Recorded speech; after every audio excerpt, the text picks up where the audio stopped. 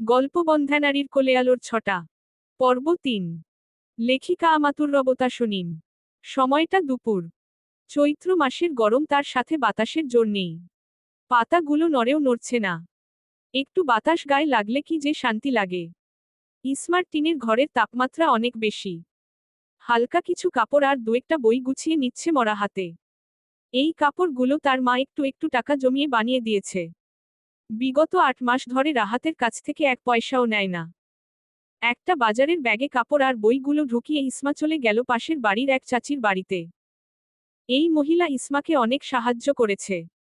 আজ সকালে ও নাস্তা দিয়ে গেছে, সাথে কিছু ব্যথার ঔষধও দিয়েছে। যেহেতু একেবারে চলে যাবে তাই বিদায় নিতে গিয়েছে। ইসমা যখন বলল, চাচি আমি একেবারে এই নরকের দরজা থেকে চলে যাচ্ছি আর আসব না, আমার জন্য দোয়া করবেন, তখন মাজেদা খানম ইসমাকে ধরে কেঁদে দিয়েছে। ইসমা আর মাজেদা খানম কথা বলতে বলতে রাহাতের বাড়ির দিকেই আসছিল। ইসমার চলে যাওয়ার কথা রাহাত সুমি কেউ জানে না। একটু পরেই তাহিয়া খাতুন আসবে ইসমাকে নিতে। তাই মাজেদা ইসমাকে একেবারে বিদায় দিয়ে তারপর চলে আসবে। দুজনের চোখ যায় জমে থাকা বৃষ্টির পানিতে একটা বাচ্চার মাথা দেখা যাচ্ছে। ইসমা দৌড়ে গিয়ে ২ হাতে টেনে তুলল বাচ্চাটাকে। বাচ্চাটা হলো রাহাতের ছেলে রায়হান। একটু একটু হাঁটতে পারে। ২ দিন আগে বৃষ্টি হয়েছিল।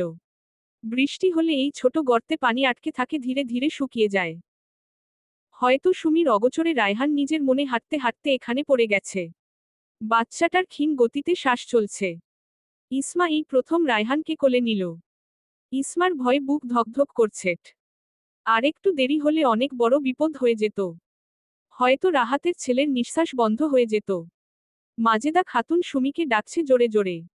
বাচ্চার প্রাণ যায় যায় অবস্থা, অথচ মা ঘুমে বেঘোরে।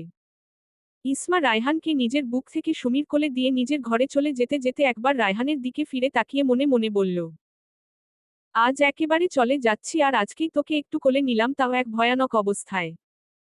দোয়া করি আল্লাহ সকল অনিষ্ট হতে রক্ষা করুন। মাজেদা ১ প্লেট ভাত আর ভালো ভালো তরকারি দিয়ে গেছে দুপুরে খাওয়ার জন্য। তাহিয়া খাতুন এসেছে ইসমাকে নিয়ে যেতে। মাজেদা ইসমার সাথে কথা বলে চলে যায় তার বোনের শ্বশুরবাড়ি ঢাকা। ইসমা ভাত খাওয়ার সময় মাকেও বলল, অল্প কয়টা খাওয়ার জন্য। তাহিয়া খাতুন খেতে পারল না মেয়ের ব্যথাতুর শুকনো মুখশ্রী দেখে। মায়ের মন জ্বলছে পড়ছে। তার মেয়ের চেহারা তো এমন ছিল না।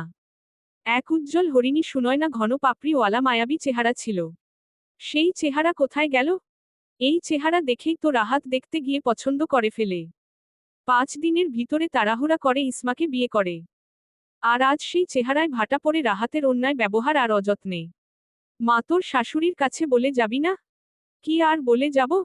গেলেই যা তা বলবে। তাও একবার বলে আসি। সুমি রাহাতের সামনে রায়হানকে নিয়ে কেঁদে কেঁদে বিলাপ করে বলছে ইসমা নাকি তার ছেলেকে পানিতে ফেলে দিয়েছে। রায়হান মরতে মরতে বেঁচে গিয়েছে। রায়হানের ছোট মুখমণ্ডল নীল হয়ে আছে। জরিনা ও সাথে সাথে তাল দিচ্ছে। অথচ মাজেদা যখন সুমিকে ডেকে রায়হানের ডুবে যাওয়ার কথা জানায় তখন জরিনা বাড়িতেই ছিল না। রাহাতের মনে পড়ে গেল গত রাতে ইসমা বটি ধরেছিল রাহাতের উপর ক্ষিপ্ত হয়ে। রাহাতের সাথে যদি এমন করতে পারে তবে রায়হানের সাথেও করতে পারবে, কারণ যৎসব তো একটা বাচ্চার কারণেই। আর সেই বাচ্চা হলো রায়হান। হিংসা পরায়ণ হয়ে পানিতে ফেলে দিতেই পারে। কালকে রাহাতের মতো শক্তিশালী পুরুষের সামনেই ইসমা রণমূর্তি হয়ে দাঁড়িয়েছে আর রায়হান তো একদম পিচ্ছি। ব্রেন ছাড়া ঘোড়ার ডিম হিসাব মিলিয়ে রাহাত ফুসফুস করে ইসমার দিকে এগিয়ে আসছে। তাহিয়া খাতুন রাহাতকে এমন ক্ষুব্ধ ভঙ্গিতে এগিয়ে আসতে দেখে কিছু বলার আগেই রাহাত ইসমার চুলের মুঠি ধরে হেঁচকা টানে মাটিতে ফেলে দিল। নিচু হয়ে হাত মুষ্টিবদ্ধ করে ইসমার মুখে ঘুষি মারতে যাবে তখনই তাহিয়া খাতুন মেয়েকে বাঁচাতে ইসমার উপর ঝাঁপিয়ে পড়ে। তারপরও শেষ রক্ষা হলো না। রাহাতের হাতের রূপার আংটির উপরের কালো পাথরের সাথে আড়াআড়ি ভাবে আঁচড় লেগে ইসমার নরম গাল কেটে যায়। তাহিয়া খাতুনের জন্য ঘুষিটা পড়েনি, ধস্তাধস্তির ফলে এই অঘটন ঘটে। গাল থেকে লাল তরল রক্ত মাটিতে পড়তে লাগল। রাহাতের আংটির এক কোণা ২ দিন আগে ভেঙে গিয়েছে, সেটাই ইসমার গাল আজীবনের জন্য দাগ তৈরি করে দিল। একদম ঠিক গালের মাঝখানে ক্ষত হয়েছে। গতকালের ঘুষি, লাথি, রাতের জ্বর আর আজকের এই অতর্কিত আক্রমণে দুর্বল শরীর আর নিতে পারেনি। জ্ঞান হারিয়ে ফেলল তৎক্ষণাৎ। তাহিয়া খাতুন গলা ছেড়ে কাঁদতে কাঁদতে বলল, তুমি কি মানুষ না আর কিছু?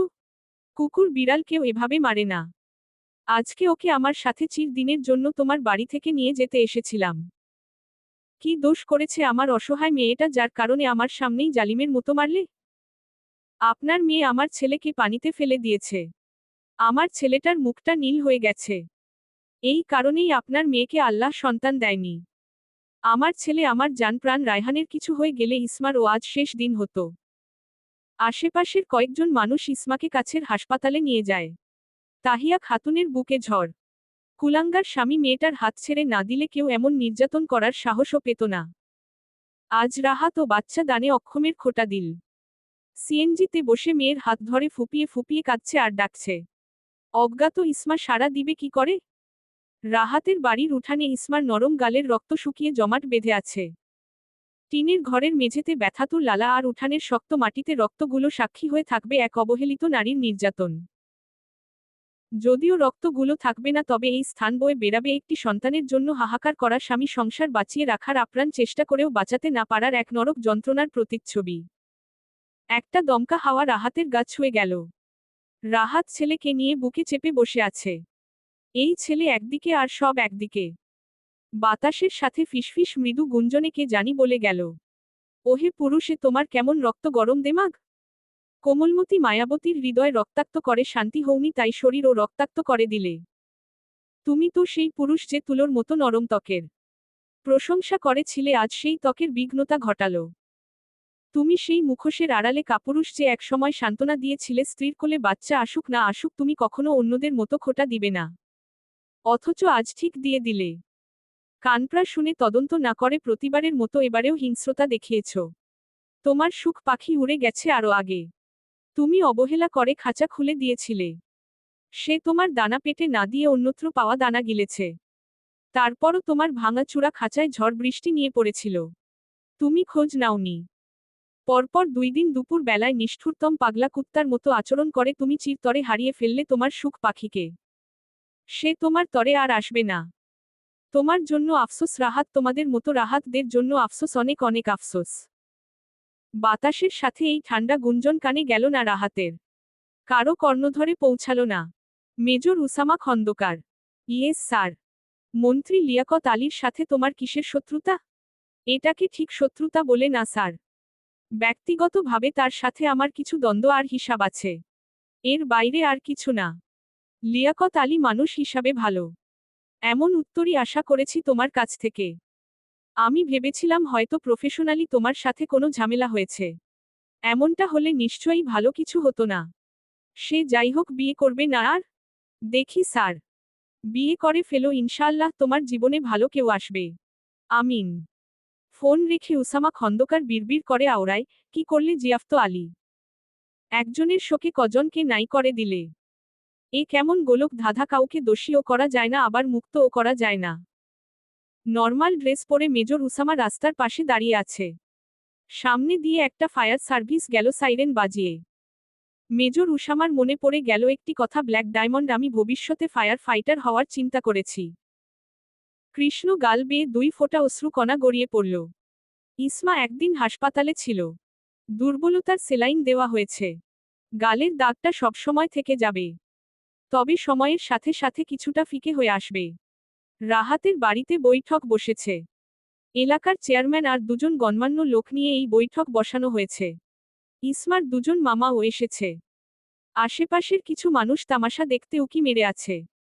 এই বৈঠকে কিছুক্ষণ আগেই রাহাত আর ইসমার বিচ্ছেদ হয়েছে। জরিনা আর সুমির মুখে জিতে যাওয়া বিজয়ী হাসি। ইসমার মনে কোনো সংশয়, টানাপোড়ন, কষ্ট, স্মৃতি, অভিমান কিচ্ছু নেই। চেয়ারম্যানের কথা মতো রাহাত ইসমার মামার হাতে 50,000 টাকা দেয়। এটা কাবিনের টাকা। থমথমে পরিবেশকে ইসমা গোমট পরিবেশে রূপান্তর করল। টাকাগুলো মামার হাত থেকে নিয়ে 5 ভাগে ভাগ করে 2টা-3টা করে ফাড়া দিয়ে 50,000 টাকা মুহূর্তেই ছিঁড়ে ফেলল। প্রত্যেকে হতবাক। ইসমা ছিঁড়া টাকাগুলো কুটকুট করে মাটিতে ফেলে দিল। পায়ের স্যান্ডেল খুলে রাহাতের সামনে দাঁড়িয়ে গালে মাথায় কানে এলোপাথারি মারতে থাকে। রাহাত ধরতে নিলে হাতের উপর জুতার বাড়ি পড়ে। ইসমার মামা ইসমাকে সরিয়ে নেয়।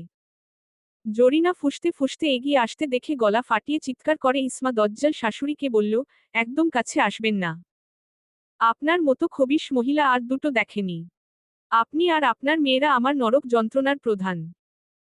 কুলাঙ্গার ছেলে যখন আমার পেটে লাথি মেরেছে, পিঠে ধূপধাপ কিল দিয়ে নিঃশ্বাস বন্ধ করার জোগাড় করেছে, তখন তো ছেলেকে থামাতে আসেননি একবারও। আমার চুলের মুঠি ধরে মাটিতে ফেলে গাল কেটে ফেলেছে, একবারের জন্য ও ধরতে আসেননি। আজ যখন এই কাপুরুষকে জুতা দিয়ে পিটিয়ে শেষবারের মতো সব কষ্ট অপমান লাঞ্ছনার কিছুটা শোধ নিতে চাইলাম, তখনই ক্ষেপে আসছেন। আপনার ছেলেই শুধু আপনার সন্তান, আমি আমার মায়ের সন্তান না? আমার এটা শরীর না? আমার শরীরে রক্ত নেই? আমি ব্যথা পাই না?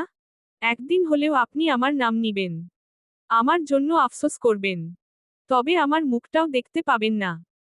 ইসমার কথা থামতে না থামতেই জরিনা আর সুমি একপ্রকার ঝাঁপিয়ে পড়ছিল ইসমাকে মারার জন্য। চেয়ারম্যানের ধমকে নিজ নিজ জায়গায় বসেছে। রাহাতের মুখের দিকে তাকানো যাচ্ছে না। জুতার মার খেয়ে ভোতা মুখে চেয়ারে বসে রইল। বিয়ে বিচ্ছেদের পরপরই এমন আচানক জুতা নিয়ে আক্রমণ করবে তা রাহাতের চিন্তা ভাবনা জগতের বাইরে ছিল। ইসমা সুমির দিকে তাকিয়ে বলল, যেই স্রষ্টা তোমাকে বাচ্চা দান করেছেন, তোমার কোল আলো করেছেন, সেই স্রষ্টাই আমাকে 7 বছর নিঃসন্তান রেখেছেন। তোমার কোনো ক্ষমতা নেই নিজের পেটে বাচ্চা ধারণ করার, যদি না তিনি রহমত না করতেন। এই রহমতের শুকরিয়া না করে আমাকে ছোট তুচ্ছ তাচ্ছিল্য করেছ, অবুঝ শিশুটাকে হাতিয়ার বানিয়ে। তুমি কোন স্বার্থে বিবাহিত ছেলেকে বিয়ে করেছ তা আমার জানা আছে। শোনে রাখো, উপরে একজন আছেন যেই মিথ্যা তুহমত তোমরা খালা বঞ্জি আমার নামে দিয়েছ, এই মিথ্যা একদিন তোমরা নিজেরাই প্রকাশ করবে। চেয়ারম্যান বলল, ইসমা খাতুন, তুমি কি সত্যিই রাহাতের ছেলেকে পানিতে ফেলে দিয়েছিলে? ওই সত্তার কসম যার হাতে পৃথিবীর সকল মানুষের প্রাণ, যিনি এক ও অদ্বিতীয়, তার নামে শপথ করে বলছি, রায়হানকে আমি পানি থেকে উঠিয়েছি। আমার সাথে মাজেদা চাচিও ছিল। চাচি আমাকে ভাত আর তরকারি দিয়েই রওনা হয়ে যায় ঢাকার উদ্দেশ্যে। চাচি থাকলে বলতে পারত, আমার পক্ষ থেকে কোনো সাক্ষী লাগবে না।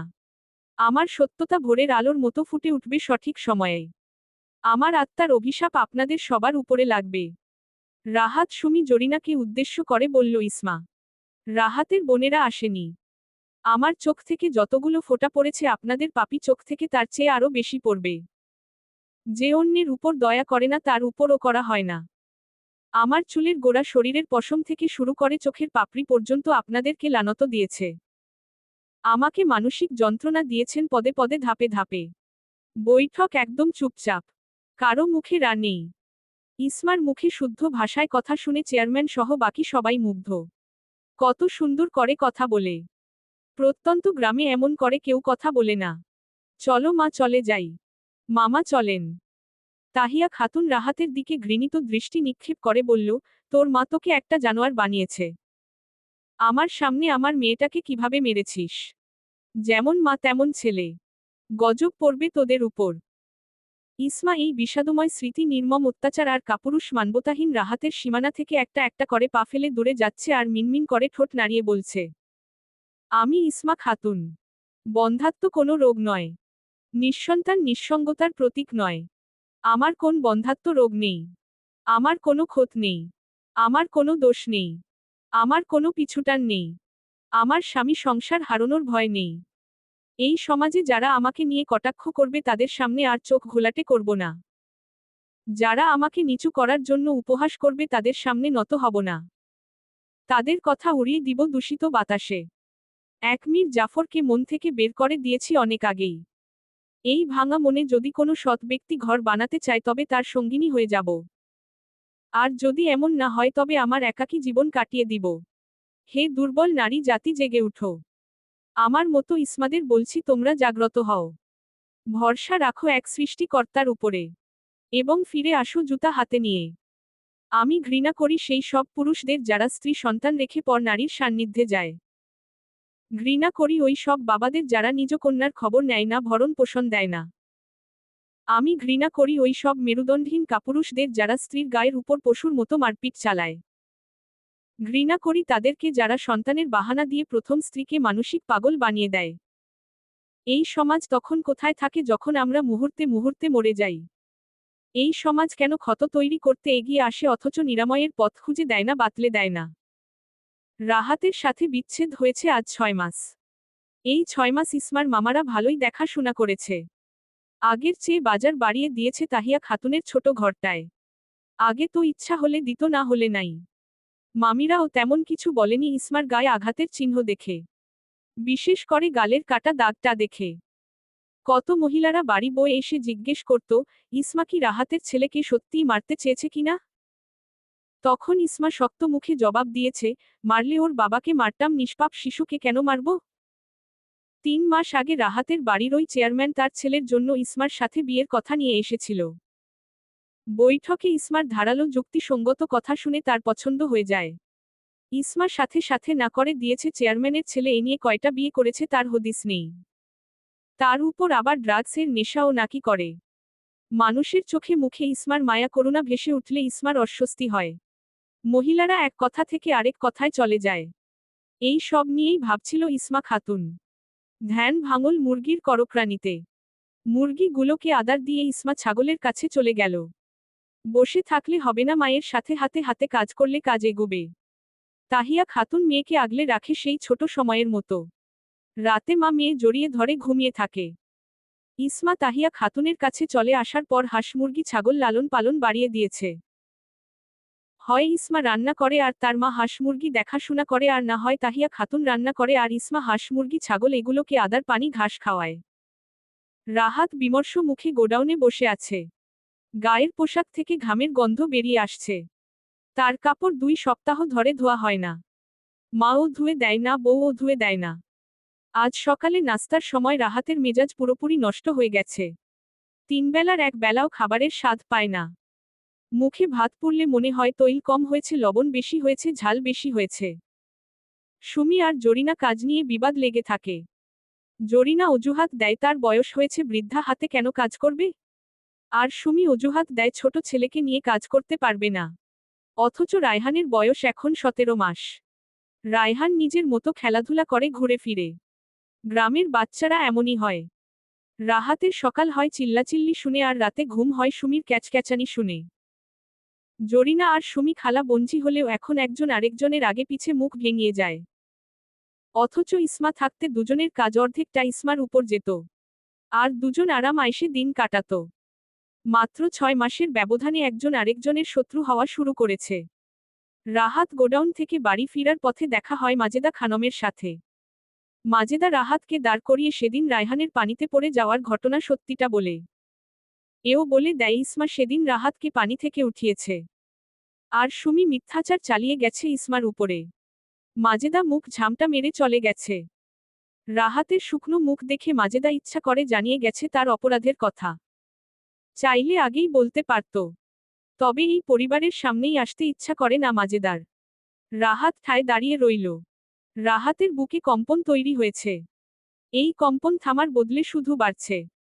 রাহাত অনুভব করল তার বুকটা জ্বলছে, খুব জ্বলছে। এভাবেই বাড়ির পথে হাঁটতে হাঁটতে বাড়িতে গিয়ে দেখে তার 2 বোন শ্বশুর বাড়ি থেকে এসে সুমির সাথে ঝগড়া করছে। সুমিও কম যায় না। অথচ এরা খালাতো বোন। আবার ননদ ভাবি। ইসমাকে এই 2 বোন কত কথা শোনাতো, ইসমা চুপচাপ হজম করে নিত। আর সুমি সম্পূর্ণ বিপরীত। রাহাতের শান্তি কোথায়? ভাইকে দেখা মাত্রই রাহাতের 2 বোন সুমির নামে বিচার দিতে লাগল। সুমি ঘর থেকেই 2 বোনকে উল্টাপাল্টা বকে যাচ্ছে। কথার ধার এমন যেন রাহাতকেও ভয় পায় না। রাহাতের কাছে বিচার দিলে সুমির যায় আসে না। রাহাতের যন্ত্রণা তো সবে শুরু। রাতের শেষ প্রহর চলছে। জেগে থাকা প্যাচারা গোল গোল চোখে এদিকে ওদিকে তাকিয়ে থেকে রাত পার করে, ভোরের দিকে এরা কই জানি ঘাপটি মারে। টিনের চালে গাছের ডালপালা বাতাসের ঝাপটায় শব্দ হচ্ছে। ঘুটঘুটে এমন অন্ধকার, নিজের ছাও দেখা যায় না চাঁদের ক্ষীণ আলোতে। ইসমা আর তার মা অজু করে নামাজে দাঁড়িয়েছে। তাহিয়া খাতুন মেয়ের সুন্দর জীবনের জন্য দোয়া করছে। বাকিটা জীবন যেন মেয়েটা ভালো একটা জীবন কাটাতে পারে, এই তার কামনা। ইসমা ও হাত পেতে দোয়া করল। একটা সুমধুর ধ্বনিতে মুখরিত হলো চারপাশ। একে একে সব কয়টা মসজিদ থেকে ফজরের আজান ভেসে আসলো। মা মেয়ে দুজন ফজরের সালাত আদায় করে একসাথে হাঁটতে বের হয়েছে। সবুজ ঘাসগুলো একটু একটু ভিজা। ভোরের স্নিগ্ধ আলো ঠিক ইসমার মুখের উপর পতিত হল। যেন এক স্নিগ্ধ রমণী শিশিরে ভেজা তৃণলতার উপর আনমনে হেঁটে বেড়াচ্ছে। তার কোনো তারা, কোনো হিসাব নিকাশ নেই। তাহিয়া খাতুন মন ভরে তাকিয়ে রইল ইসমার দিকে। এই 6 মাসে কতটা পরিবর্তন এসেছে ইসমার মুখ ও শরীর গঠনে। মানসিক শান্তি ও খাওয়া দাওয়ায় পাকাপোক্ত নজরদারি রেখেছে তাহিয়া খাতুন ইসমার উপরেট। আজ তারা অনেক হেঁটেছে, হাঁস মুরগি ছেড়ে এসেছে, তাই চিন্তা নেই। তারা বাড়ি ফিরে দেখে মাজেদা এসেছে ইসমাকে দেখতে। ইসমা খুশি হয়ে জড়িয়ে ধরেছে মাজেদাকে। একটু পরে মাজেদা জানালো কাল পরশু ঢাকা থেকে ইসমাকে দেখতে আসবে। ছেলে একজন মেজর, মাজেদার আপন বোনের ছেলে। আগের বউ অল্প কয় মাসের সংসার করে অন্যের হাত ধরে চলে গেছে। এমন আরও অনেক কিছু শুনে ইসমার মা আর মামারা রাজি হয়ে যায়। যদি সব ঠিকঠাক হয় তবে সেদিনেই বিয়ে হয়ে যাবে। ইসমা নিচের তাকিয়ে বসে আছে। ছেলে পক্ষ তাকে দেখে পছন্দ হয়েছে। তাদের সামনে হরেক রকমের নাস্তা দেওয়া হয়েছে। মেহমানরা ও সব ধরনের ফল ফ্রুট এনেছে। বাইরে চেয়ারে থুতনিতে হাত ঠেকিয়ে উসামা খন্দকার বসে আছে। তার খালাম্নি মাজেদা খানম থেকে রাহাতের মারধর সব শুনেছে। ইসমার ব্যাপারে ও জানা শোনা শেষ, শুধু দেখবে একবার। উসামার কাছে এগিয়ে আসলো তার বড় বোন তামান্না। 8 ব্ল্যাক ডায়মন্ড। বলো আপু, মেয়েটা মাশাআল্লাহ খুব সুন্দর। খালাম্নির পছন্দ এত পারফেক্ট এতদিনে উপলব্ধি করলাম। কিন্তু গালে একটা স্পট আছে। সারস গলায় মেজর বলল, আমার শরীরেও কত দাগ আছে আপু। ঘাড়ে পিঠে হাতে।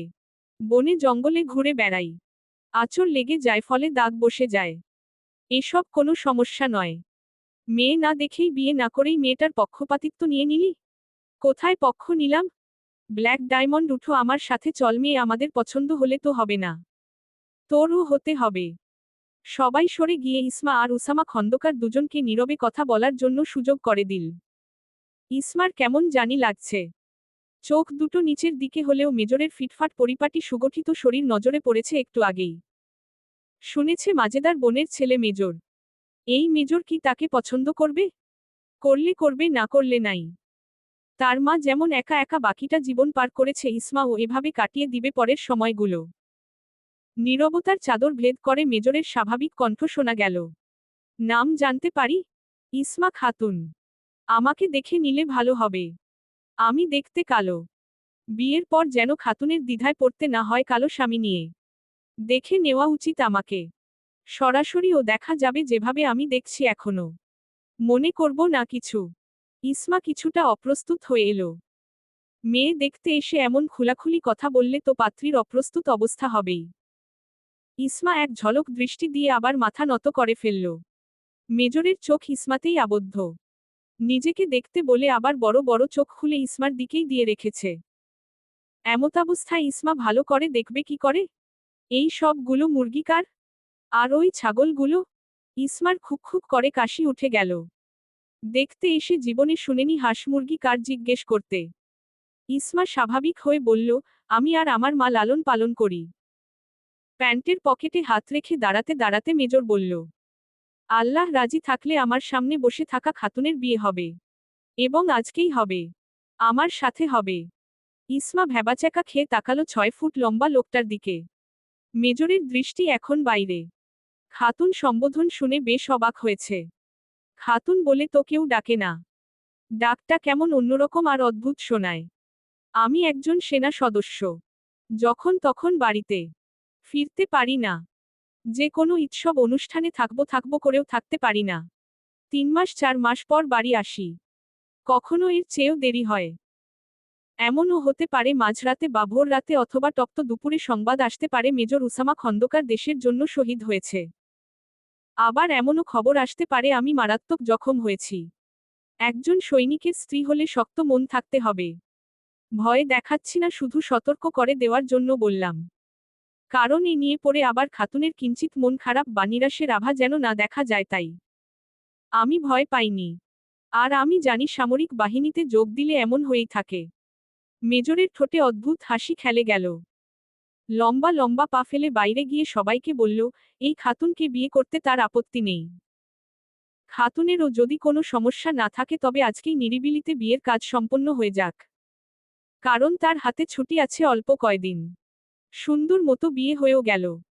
সাদামাটা স্বল্প খরচে। উসামা খন্দকারের বাবা মা বড় বোন এসেছে। উসামার মায়ের নাম মালিহা খানম। মেজ খালাম্নির নাম মানজিয়া খানম। মাজেদা খানম হল ছোট খালাম্নি।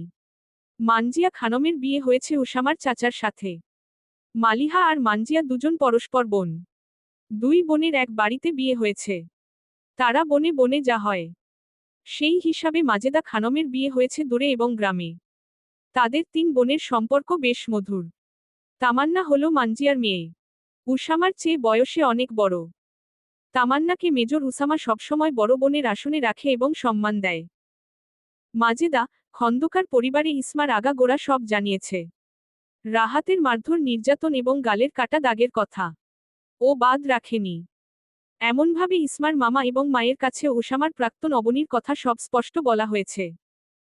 ইসমাকে যখন নিয়ে যাওয়া হবে শ্বশুর বাড়িতে তখন মেজর বেঁকে বসে। মেজর শাশুড়ি মাকে ছাড়া বউ নিবে না। বউয়ের সাথে শাশুড়ি ও খন্দকার পরিবারে যেতে হবে। তাহিয়া খাতুন হতবাক। মেয়ের সাথে মা কেন যাবে? আসলে ঘটনা অন্যদিকে। ছোট খালামনি থেকে মেজর ইসমার মায়ের ব্যাপারে ও সব জানতে পেরে বুঝতে পেরেছে মা মেয়ের ভাগ্য এতদিন একরকম ছিল। ইসমার বাবার উপর প্রচুর রাগ হচ্ছে। কোনো বাবা কি করে পারে একটা খবর অন্তত না নিতে? খন্দকার পরিবারের সবাই খোলা মন এবং মিশুক প্রকৃতির। সবচেয়ে সরল সোজা নরম দয়ালু মনের সদস্য হল ইসমার শাশুড়ি মালিহা খানম। নতুন বেয়ানের হাত ধরে বসে আছে। ছেলের সাথে এখন মাও যোগ দিয়েছে। ইসমার মা কাচুমাচু হয়ে বসে আছে। মেয়ের সাথে আবার বিয়ের দিনেই মেয়ের শ্বশুর বাড়িতে মা যায় কি করে? মালিহা, মানজিয়া, মাজেদা তিন বোন ইসমার মাকে বুঝিয়ে রাজি করাই। হাঁস মুরগি ছাগল ভাইয়ের বউদেরকে দিয়ে রওনা হয় ঢাকা গোপীবাগ। বড় বড় বিল্ডিং এর মাঝে একটি একতলা বাড়ি। সামনে বড় করে লেখা খন্দকার বাড়ি। আসতে আসতে রাত হয়ে গেছে। বাড়ির সামনে উসামার দুই বোন তুলি আর টুসি দাঁড়িয়ে আছে গাঁদা ফুলের মালা নিয়ে। গদগদ হয়ে দুজন গাঁদা ফুলের মালা নতুন ভাবির গলায় ঝুলিয়ে দিল। তামান্নার আর কোনো ভাই বোন নেই। উসামা, তুলি, টুসি আর মাজেদা খালামনির ছেলে মেয়ে এদের সবকটাকে জান প্রাণ দিয়ে আদর করে। এরা চাচাতো ভাইবোন হয় আবার খালাতো ভাইবোনও হয়। তামান্নার 4 বাচ্চা, দুজন ছেলে দুজন মেয়ে। 4 জন ইসমাকে ঘিরে বসে আছে। তামান্নার স্বামী তামান্নাকে ফিসফিস করে বলছে, তোমার মেজর ভাইয়ের ঘর ফুল দিয়ে বাসর ঘর সাজিয়ে রেখেছি। তামান্না খুশি হয়ে বলল, খুব ভালো হয়েছে। রাতের খাওয়া দাওয়া শেষ করে যে যার রুমে চলে গেল। তামান্নার শ্বশুর বাড়ি কাছেই। ছেলে মেয়ে স্বামী নিয়ে চলে গেছে, আবার সকালে আসবে। তুলি টুসি দুজনে ইসমার মাকে নিজেদের রুমে নিয়ে গেছে। তাহিয়া খাতুন মেয়ে দুজনের সরলতা আর মিশুক ব্যবহার দেখে পুলকিত। মালিহা, মানজিয়া দুই বোন বেয়ানের সাথে কতক্ষণ কথা বলে গেছে। তাহিয়া খাতুন প্রত্যেক জনের ব্যবহার দেখে ভীষণ আনন্দিত। তার মেয়ে এতদিন ভালো জায়গায় সঠিক জায়গায় এসেছে। এতদিনের দোয়া আল্লাহ কবুল করেছেন। ফুলে ফুলে সজ্জিত বিছানা, সাদা চাদরের উপর গোলাপের পাপড়ি দিয়ে লাভ সে ডাকা। দেয়ালে একটা করে রজনীগন্ধা টানানো। জারজেবা ফুল 5টা একসাথে করে তোড়া বানিয়ে খাটের উপরে মাথার দিকে আর নিচে পায়ের দিকে রাখা হয়েছে। ইসমা জারজেবা ফুলগুলো দেখে নয়ন জুড়িয়ে গেল। মেজর রুমে ঢুকে আগে বিছানার পাপড়িগুলো ফেলে নব্য বিবাহিতা স্ত্রীর দিকে তাকিয়ে বলল, বিছানা পরিষ্কার করে দিচ্ছি, শুয়ে পড়ো, ভালো লাগবে। তামান্না ওদের ঘরে ইসমার প্রয়োজনীয় জামা কাপড় জিনিসপত্র রেখে গেছে। উসামা খন্দকার অজু করে বের হয়েছে। জায়নামাজ বিছিয়ে ঘাড় ফিরিয়ে ইসমার দিকে তাকিয়ে বলল, জায়নামাজ দিব আরেকটা? ইসমা মাথা ইশারায় হ্যাঁ বুঝালো। দুজনে 2 রাকাত নামাজ পড়ে দোয়া চেয়ে নিল। খাওয়ার দাওয়ার পর্ব আগেই শেষ হয়েছে। লাইট অফ করে দুজন শুয়ে পড়েছে। ঘরে শুধু ড্রিম লাইটের আলো বিদ্যমান। জানালা একটা খোলা, যার কারণে রূপালী চাঁদের নীলচে আলোর ছিটা ফোটা ঘরেও আসছে। দুজনের কারো মুখে কথা নেই। উসামা খাট থেকে নেমে ড্রয়ার থেকে একটা ছবি বের করল। ছবিটা বেশ পুরনো। 4 জন কিশোর হাত ধরাধরি করে দাঁড়িয়ে আছে। মেজরের মনে চাপা কষ্ট উথলে উঠছে। ছবিটা জায়গা মতো রেখে অন্ধকার রুমে নিজের মনে হাঁটতে লাগল। ইসমা ঘুমায়নি তখনও।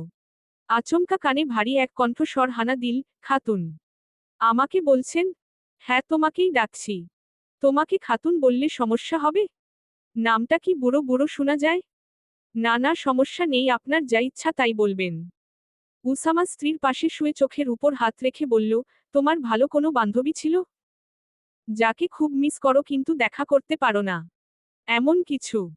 এত বন্ধুত্ব কারো সাথে ছিল না। আমার মা আমার সবচেয়ে কাছের বন্ধু। এই কারণেই শাশুড়ি মাকে তোমার কাছেই রেখে দিলাম। জানো খাতুন, আমার ভালো 3 জন বন্ধু ছিল। একদম ভাইয়ের মতন। তারা কোথায়? নেই। একজনও নেই কাছে। ওরা আমার জীবনের অবিচ্ছেদ্য অংশ। খাতুন। জি। তোমার কি মাথা ব্যথা করছে? না তেমন না, অল্প অল্প। অল্প হোক আর যাই হোক, মেডিসিন নিবে, একটু উঠো। না লাগবে না।